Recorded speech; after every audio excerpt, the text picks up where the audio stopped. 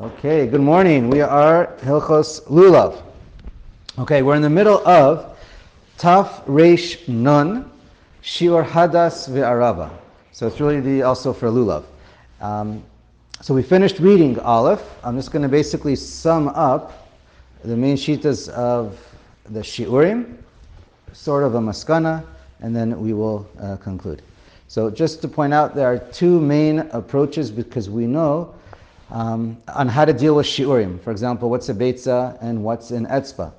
So the two basic mahalchim, one is it's based on the Noda Yehuda, Chazon Ish, Rav Moshe, says basically it's a moving target in Jewish history that you really, let's say you measure the Benoni person, take many people, maybe including women, and you measure the thumbs, right, between the knuckles and the ends, the tips, kind of around where the nail starts to grow, and that's where you measure it.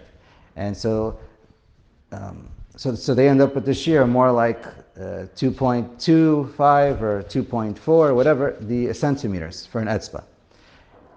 Even according to Rav Moshe writes, every generation has to recalculate what an etzba actually is.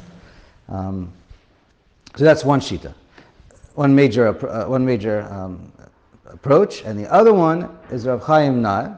Again, these are not like it's not miyucha just to these one people, but this is the main one that he's brought down. That basically there is a shiur in halacha, and ideally it's either we'll call it a halacha l'Moshe misinai, what that is, and it should be either established from Moshe Rabbeinu or whichever Chazal at the time feel like it's time to be kovea what the shiur is. So that's what the Gaonim and the Rambam did. They came up with a specific shiur of what the beitza is and what all the shiurim are, and the etzba. And once it gets established as this is what the shiur, then basically that's what it is for future generations. And that's basically how it's presented by the Gaonim and the Rambam. Again, depends how you want to read it. And so therefore it's a set thing, and so it doesn't change. And you don't have to remeasure it every time. That's one major point. And then also, so we know Chazal, I don't think it's in the Mishnah anywhere, but Chazal point out that you can make a calculation using your etzba and using a beitza, and then with a certain calculation you end up that it's supposed to be equal. So therefore, so the question is, what happens if it changes with the time? So again, if you're going to go with the call it Moshe Chazon Ish, so then the beitza, they felt that the beitza is more important.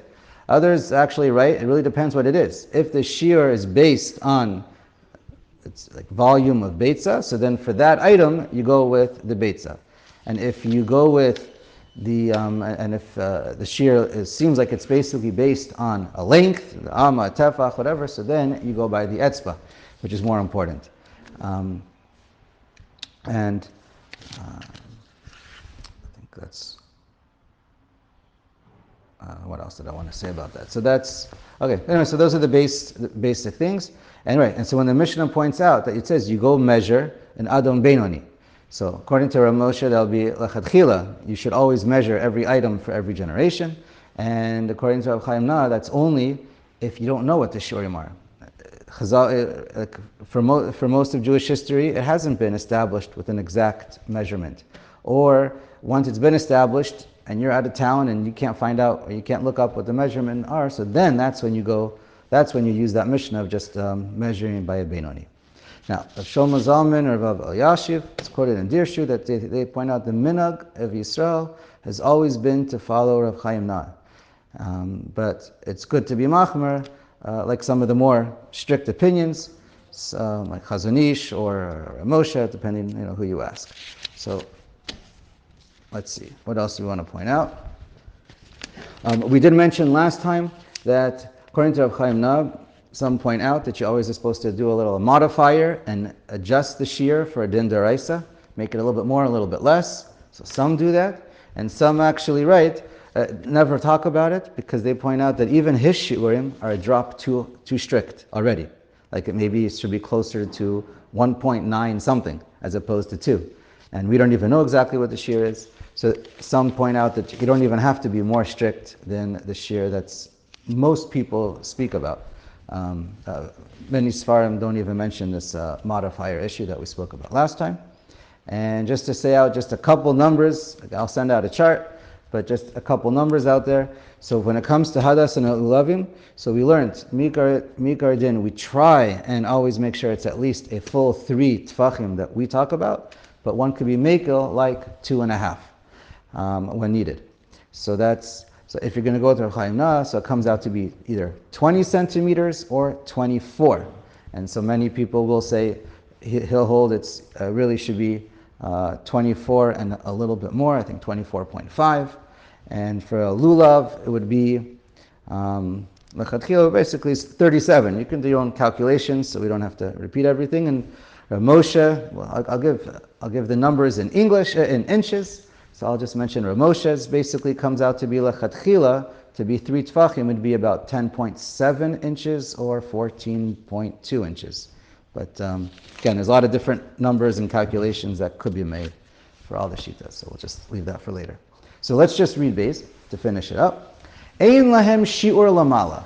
Now, everything until now is basically the minimum shear.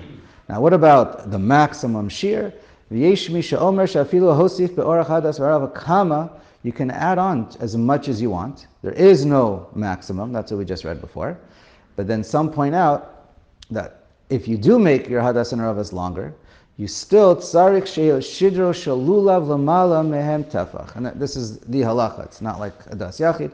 Halacha is that however long you make your hadas and your hadasim and aravos, we're always supposed to make the spine part of the lulav, right, the main part before it finishes branching out. That spine should always be a full tefach above your hadas and aravim. It should be longer and it should be set when you tie them together, when you put them in your holder together. That the spine should always be a full tefach higher. Now, obviously, all this halacha of bet of being tefach higher is only lemitzvah lechatchila, and it's not leikuva. It's not mi'ikar din as far as it's mi'ikar din for lemitzvah. Chazal said it's better to do it this way. But you are still yotzei the mitzvah if you didn't. Okay. Right? Okay. Right, we give extra cheshivas to the lulav. It's the spine, it's what the bracha is made on, and some point out the ikar na'nua. Anyway, so we'll get to that shortly. So the lulav extra has extra importance and it should be higher. Okay, let's get to Taf Reish Nun Aleph. Netilas halulav birchato. Aleph. Mitzvah arba minim. So the mitzvah is to take arba minim sheyito kol echad. Every person should take a lulav echad, ushtei aravos. We take 1 lulav, 2 aravos, ushlosha hadasim, and 3 hadasim. Now, it happens to be it's a machloket in the Gemara and the Rishonim if you're yotze with 1 hadas or 3. So some Rishonim, and that's the Shulchan Aruch paskins, that the minimum hadasim is 3. Bimkom hatachak deleka hadas kasher sagile bechad delakatum. And the Amah quotes another opinion that says no. He's somech on the Rishonim when bishat adchak. I mean, everybody would be at some point bishat adchak because it's better than nothing. But he points out that you can even be yotze with 1 hadas, and I guess the main difference probably between the Shulchan Aruch and the Ramah is if you should say a bracha, if you have 1 hadas or 3 hadasim. We actually learned that it could be katum, and that's brought down the Ramban and others, that really even if you have 1 and katum, the Ramban says you're still could be yotze the mitzvah with the bracha. But so obviously if that's all you have, then that's certainly what you should use. But if it's only 1 and katum, cut off at the top of the wood, so then many would say don't say a bracha on that case, because safek brachos lahakam. And what about aravos? Aravos, if the top is cut off, then everybody says you're not yotze, that we paskin, and the number, as far as I know, everyone says you're not yotze if you only have. It's arve, exactly. You look at the pasuk, and 1 is plural, 1 is singular. You got it exactly. Okay. All right. Okay. Let's go on. Right, they make the drasha v'ulakachtem lachem, so therefore each individual person has to take it, and then like you said, from the psukim you see how many you need. Okay, Arve is the only one that says two, or plural. Right, and the Mishnah Berurah goes so far to say if you take only one arava, and you're not yotzei, according to anybody, and when you pick it up again with someone else's arava, so you're able to buy another one, so then you say you lift it up with a bracha, because you're completely not yotzei with one for aravos. Okay. Fine, let's go on. U'mitzvah la'ogdam b'kesher gamor. Now there's a mitzvah to bind them together, to gather them, to bind them, really, and it means with a kesher gamor, a proper knot. Tahainu, what's a proper knot? Tahainu shnei ksharim ze al ze. You like, I don't know that word. You make what's it called? A double knot, whatever, just one on top of another. But it's kind of like it's basically one knot. That's double knot, because if you just wind it once, it unravels in a second. You have to wind it, whatever, do it twice, and then that's your knot. Okay, it doesn't have to be two full knots. Okay. Mishum, that's called a double knot? Yeah? I don't know. Okay. But Mishum Noi. And the reason is for Noi. Now, in the Chazal, in the Gemara, it's a machloket. If making this kesher, or doing this igud, if you're chayav minatara, or I think it's chayav, I think minatara, but if you're chayav or not, or completely optional, and the halacha is, it is completely optional. However, mishum noi mitzvah, Chazal say that there's a mitzvah to do it, but only out of noi. It's not like Chazal said you have to do it. They just said to do proper noi to the mitzvah, this is what you should do. And the way Chazal say to do this igud, or this kesher, is to do a proper knot. A knot that's usher to do on Shabbos. Okay? Again, it's question deraisa derabanan kesher. Is it permanent, not permanent? That's a whole separate discussion. But theoretically, it would be a kesher, a knot that would be usher to do on Shabbos. Outside of the fact that it's a leaf and you're going to throw it away, or you might undo it. But that's the type of knot that's necessary to be yotzei if you would be chayav, or it seems to be that's the ikra way that Chazal wants you to do it lenoi. We'll get to this in a second. And right, so it's not even enough to do like a ribbon. What's it called? Like a bow. So that would not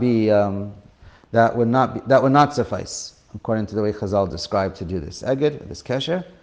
And okay, so here let's just mention right now. So we all know that there's a very popular custom among, I would say, most of Ashkenazi Jews, is to use these holders. A Lulav holder, braided Lulav holder, called in Yiddish Koisheklach or Koisheklach. And so can you use those lechatchila or not? So it became the minhag by most Ashkenazim to use them. Again, many Hasidim and Lubavitch and all Sfardim do not use these. They just tie regular knots. Okay, we'll see that there's a minhag to do. The Arizal, I think, points out that there's a minhag to do 18 knots in total, most either 15 or 18 just for the lulav, and then there's 3 knots to do for the actual igud. And that everyone knows, everyone does lechatchila, whoever does the knots, the minimum minhag is to try and do at least 3. Not that you have to, but that's, if you do 1, you'll just see it'll flop around, it won't work very well. But in order to be practical, you need to do 2 or 3, and the minhag is 3. Let's see, I think it's in order, lezecher, or keneged, the avos, the 3 avos. Okay, so now, can you use these koisheklach lechatchila to be yotzei this mitzvah to do igud? So many poskim, Chasam Sofer, Bikuri Yaakov, and others, they say it doesn't work. It's you're not makayim the minhag of Chazal of Lanoi, and so they say it's very important to do knots. Some point out that Piskei Tshuva and others point out that even if you're going to use these holders, you should around the holder tie a knot, and it doesn't go against your minhag of using holders. One of the 3. No, separate. Well, if you're using the holders, people aren't you didn't really do the three. The issue is there's a minhag to do igud itself, three knot. It's not a triple knot. 3 times this single or double knot, whatever it's really called. But it's. The niggas put 2 or 3 bands on the lulav itself. We're not talking about that. No, So the minhag of doing bands, so that's the 18, or some might just do 3, but that's a separate thing. But doing any kind of bands or any kind of knots around the lulav, it makes the lulav nicer, but it doesn't help for igud. Igud by definition is referring to lulav, hadassim, and aravos together. And they point out though, to do these rings around the lulav, it's not, Ashkenazim point out, Ashkenazi poskim, don't do this on the top tefach of your leaves, because we're going to get to that later. When you do your nanua, Ashkenazim, besides just moving it, they want to give a rattle, kiskus or whatever, for the top leaves make a sound. So the Mishnah Berurah points out the Gura Behalecha and others. The Aruch Shulchan writes that by doing these lulav holders, that's the minhag of Klal Yisrael, and by doing it, you are mekayim the mitzvah of lanoi, of beautifying it. Because the whole purpose of these knots is just to beautify the mitzvah. And so one way to beautify the mitzvah is by doing a kesher al gabi kesher, and that's what you would have to do if it was a mitzvah or a chiyuv. But since we only do it as lanoi, just a la mitzvah, that's what it's called, lechatchila, just a lanoi. So then if you're doing it a different style that's not exactly a kesher, you're accomplishing the same thing. I don't know if anyone says it is a kesher, because you're not binding the holder to the aravos, but you're accomplishing the same noi mitzvah. Okay. Now, let's continue reading. V'yachol ogdam b'min acher. And now you are allowed to gather it together with another mean, with any other item, a rubber band, a twist tie, or whatever you want to do that you're able to make a knot with, or a string, you're allowed to. And it's not a problem of Baal Tosif, because you're not... The knot. No, the knot. No, twist tie, I didn't mean to twist tie it. I meant to use it a knot. But I will say, if you want to just get into that, there is an opinion that says twist ties, the noise that it's bound together. And you lift it all up at one time. You can't do that with Koisheklach. But it's all, you lift it all at once. The 2 will flop down. It's one unit. No, you tie those 2 together at the top. Yeah, the Koisheklach has a band around it of lulav, a lulav band. It does not. I don't know. I don't know. Get Often hard to tie it together. V'im nashru meha'alin. Yeah, I was just going to say, there's twist ties. What I meant to say, if a twist tie works, it's if you make it with a knot. But just like it is any item, but it happens to be, there is an opinion that just making the twists on twist ties, we learned by Hilchos Shabbos, might actually be an Issa D'Oraisa, but more of Ariga. I don't know if that would help you for a kesher. V'im nashru meha'alin b'toch ha'aguda b'inyan shemafsik. Now, let's say you tie it all together, and the leaves are starting to die and they fall off, and you have these detached leaves of your aravos or hadassim in between your kesher, your knot, whatever you're using, and the next item, or the holder itself. Maybe that's considered a hefsek. So the halacha is ein lachosh. You don't have to worry about it, because anything you're using, first of all, b'min b'mino one ein chodzetz. First of all, if you're using your own mean, there's no issue whatsoever. About shelo b'mino chodzetz. Here he writes, but if you're using a different mean, so then it could be a chatzitza. So therefore, if when you buy it, it has these little things around the hadassim that are not part of the, it's not a lulav leaf, so then you should get rid of it, because you don't want to. Use a ribbon to tie it together from the outside, but hold it on that spot.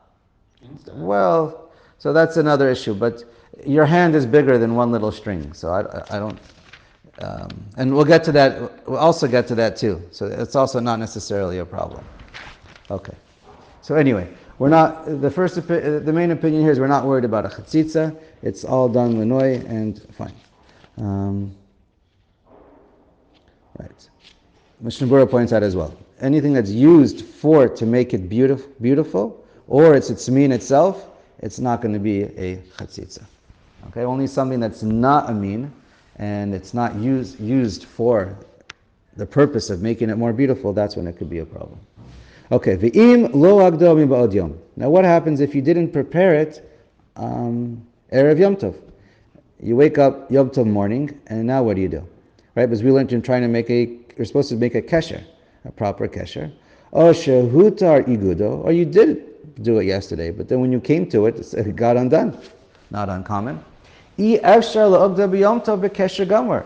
no way to make this kesher, so what do you do? Ela ogdo ba'aniva. So if it's on Yom Tov, so again, it's not the best way to be Makayim Chazal, but you are still Makayim on some level, and therefore you just do a bow. Now, the Ramah points out, brings from the Rishonim, there is another, I think it's one Rishon, that there is another way to do this so-called kesher. Again, it's not really a kesher. Instead of doing an aniva, shekorchen seviva shlosha minim elu v'tocha v'in rosh shakerach v'tocha igol hakaruch. You basically just wrap around this your lulav leaf, whatever, and you just wrap it around a few times, and then you fold it in itself, and then therefore you're holding it together. It's obvious it's not an aniva and it's not a kesher, v'chei noagin, and that is the minhag. So these rings that people. so it's a similar concept to the rings. You're saying here you can make it on No. Yontif? No. He's not. Nobody would tell you you're allowed to make those rings on Yontif, as far as I know, at least on a Darabanan level. But what he is not telling you to make the rings lachatchila. He's telling you you're allowed to take. It's like taking just one string, a long string. You wrap it around a bunch of times, and then you tuck it in itself, and then that'll work for you for Yom Tov, because you can't make a knot. One time, if you start tucking it in a few times, it could be a kesher. I don't think so, but okay, I don't know. So then, so that's what you could do on Yom Tov. So the poskim point out, it sounds like he's talking about even during the whole week, not just Yom Tov, that was the custom by some people or in his days. So many of the Achronim don't approve of the Ramah for during the week. During the week, you should use a proper kesher, they talk about. Okay, because at least if you want to be Makayim Chazal, which is usually what we want to do. So that's okay. Now, I'll just point out what happens. Let's say you wake up Yom Tov morning and you don't have rings, you don't have anything. Can you rip off the side leaves from your lulav on Yom Tov? So it's obviously during the week, you don't want to remove too many, it won't look so nice. But to remove a couple on each side is no big deal. Normally, so what about on Yom Tov? So the Pri Megadim, Bikur Yaakov, Chazan Ovadia, they all say lechatchila on Yom Tov Shabbos. Well, Shabbos, so doesn't apply. We don't take it on Shabbos. But on Yom Tov, you're allowed to rip off those side leaves because it's already talush from the tree. There's no problem, and you're not fixing the item. Now to start cutting your lulav and making it look nicer and playing with it, okay, that could be a problem. So that I don't think anyone will tell you to do. But as far as just ripping off a little leaf and using that to wrap around or to make a bow with, they say lechatchila you're allowed to. Shari Tshuva says, not so sure, better to do it with a shinui, like your teeth, he mentions. You can probably just use your knuckles.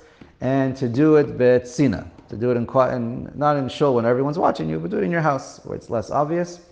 But now, and if you already have those rings made and you just want to use those rings and tighten it, mistama, it seems like that's mutter lechatchila. Okay, fine, that's that.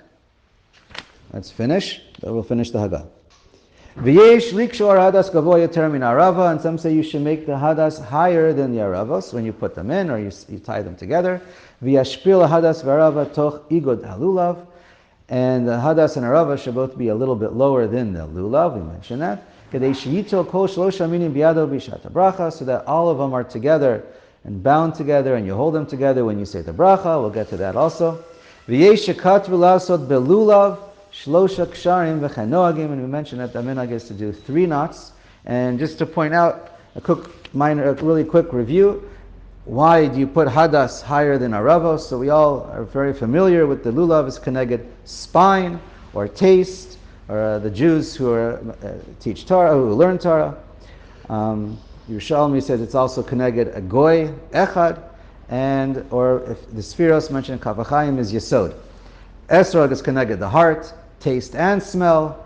Jews who do Torah and mitzvos, or Hashem echad. That's why there's one. And goy echad was the lulav. Malchus is Kabbalah. Hadassim is aravos. Then there's smell, 3 avos, and connected chesed, gvura and tiferet, and aravos is the mouth, or it doesn't have any one of the flavors, or the shtei luchos, and netzach and yesod.